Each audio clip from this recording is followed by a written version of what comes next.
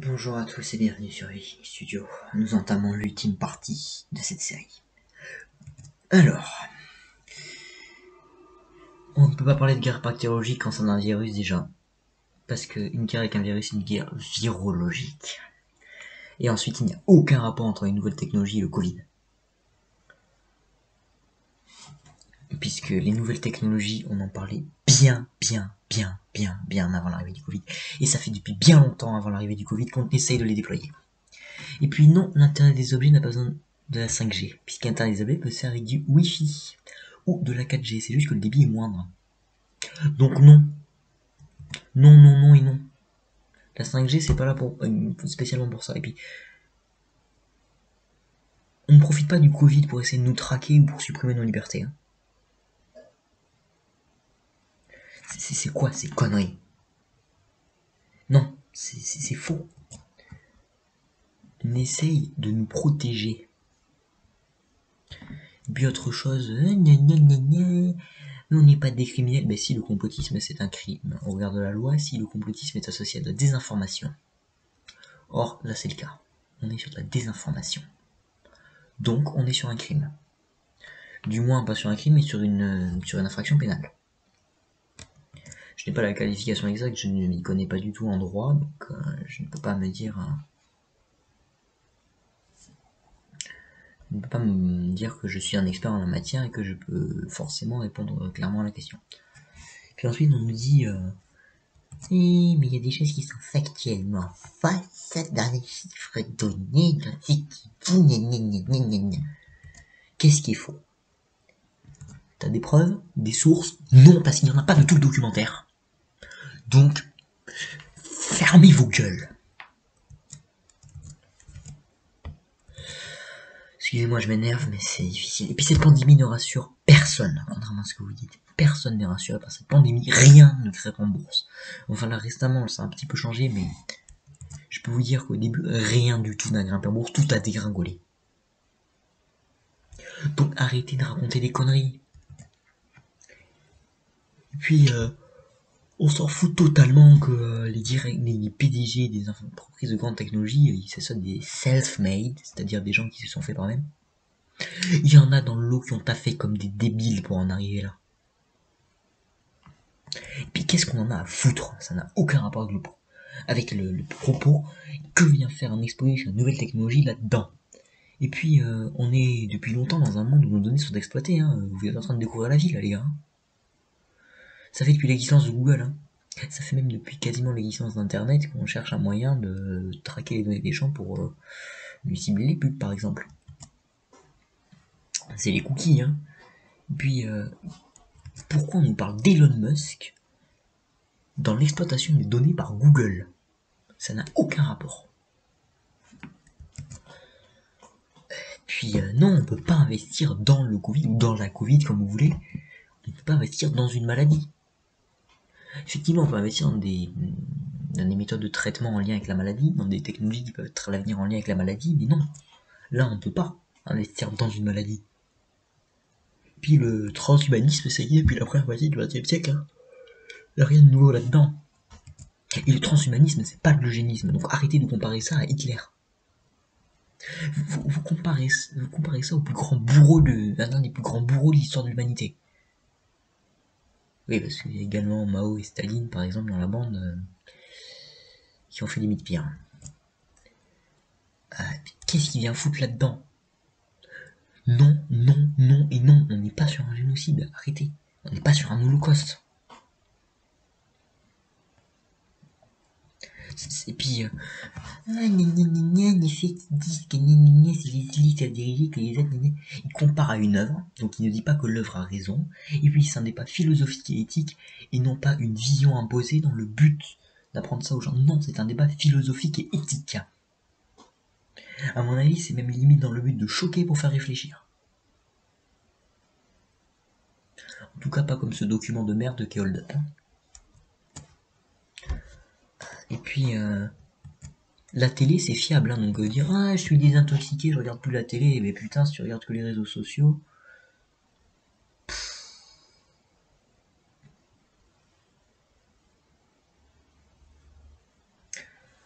puis vous dites, ah, qu'est-ce que vous direz à vos enfants, que vous saviez pas que vous... En tout cas, on savait que vous racontiez de la merde sur les réseaux sociaux. On pourrait leur dire ça, on pourrait leur dire qu'on savait que vous racontez de la merde sur les réseaux sociaux. Parce que moi, c'est ça qui me fait peur. C'est que si un jour j'ai des gosses qui grandissent dans un monde dominé par les complotistes, le complotisme, ce n'est pas la vérité. La vérité, dites-vous une chose. La vérité provient de la recherche, mais pas de la recherche de la vérité telle que l'entend les complotistes. La vérité provient de l'éducation et du fait de toujours vérifier qu'une source est fiable. Toujours faire des recherches quand on voit quelque chose, toujours faire en sorte que des sources fiables se recoupent. Donc cultivez-vous, allez lire des ouvrages de vulgarisation scientifique, regardez des vidéos de vulgarisation scientifique, allez voir des debugs, vous apprendrez comment détecter une info fausse, etc., etc. Et pas des debugs faits par des complotistes, des debugs faits par des vulgarisations scientifiques, et des vrais. Et vous verrez que là vous en apprendrez beaucoup. Et puis, si, on pourra dire à nos enfants qu'on a défendu notre société contre votre bande de connards dangereux et débiles, puisque c'est ça que vous êtes. Hein. Vous avez de la merde dans le cerveau et vous êtes cons. Et dangereux. Et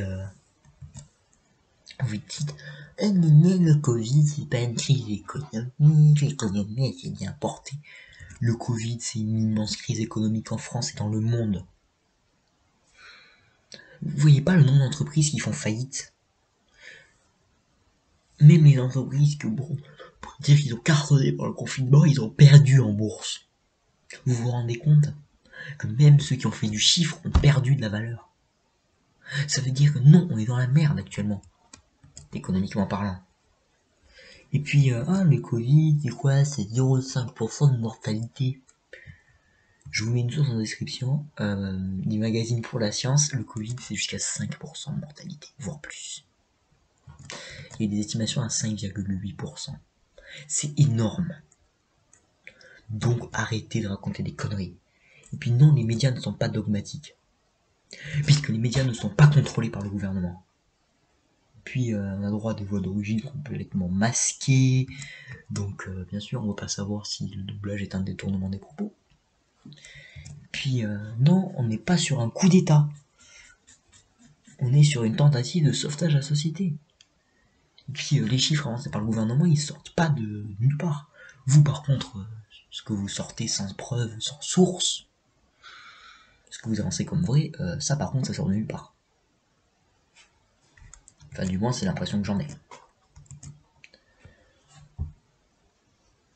Et puis c'est bizarre parce que vous vous dites, il n'y a pas eu tant de morts, il y en a eu moins, et attention, ce nombre de morts prend en compte le nombre de morts journaliers à l'hôpital plus le mort des 4 jours précédents en établissement, dans un établissement type, et pas des compagnies, en gros établissements médico-sociaux. C'est-à-dire que, en gros, vous nous sortez un chiffre qui ne correspond même pas au chiffre indiqué. C'est un nombre qui ne correspond même pas au nombre indiqué sur l'image et qui ne correspond même pas à la moyenne des 4 jours en établissement autre que des hôpitaux, plus les hôpitaux.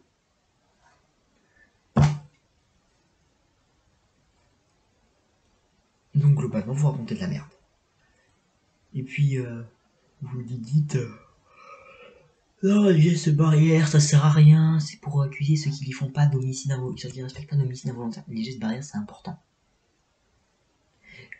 C'est pas une blague l'importance des gestes barrières. Arrêtez de raconter des conneries là. Vous mettez des gens en danger à dire ça.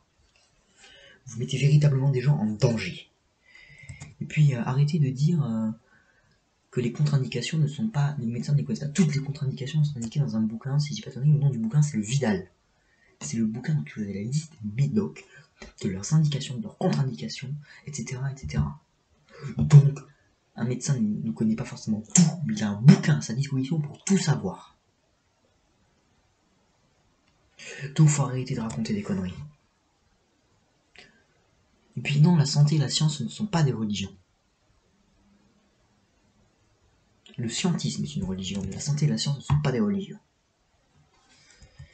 Et puis, si on cherche, quand on ne comprend pas les termes, si on fait des recherches, on voit rapidement que c'est extrêmement simple si on se documente.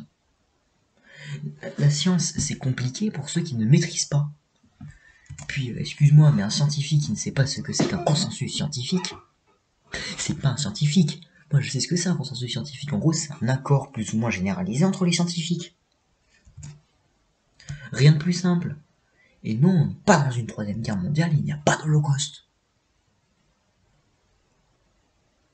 On est sur une guerre sanitaire peut-être, mais on n'est pas sur une troisième guerre mondiale, on est sur un combat contre une maladie qui risque de mettre à mal notre monde. Et l'épidémie n'est pas finie, contrairement à ce que nous dites. Et on ne cherche pas à nous gouverner par la peur. Faut arrêter. Et on ne cherche pas non plus à nous réduire en esclavage. Les nouvelles technologies ne cherchent pas ne sont pas là pour nous réduire en esclavage, elles sont là pour nous simplifier la vie. C'est pas la définition de l'esclavage.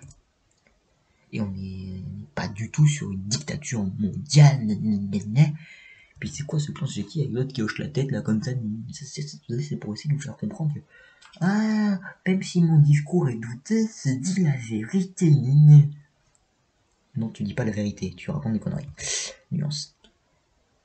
Et puis là, l'autre à la fin qui est là, oui, je suis profiler, je donne un coup d'œil à l'image, je devine toute la personne de cette personne. Alors déjà, c'est même si tu ne te gouvernes pas sur les médias mainstream, sur les réseaux sociaux, tu les as vu passer ces gens-là.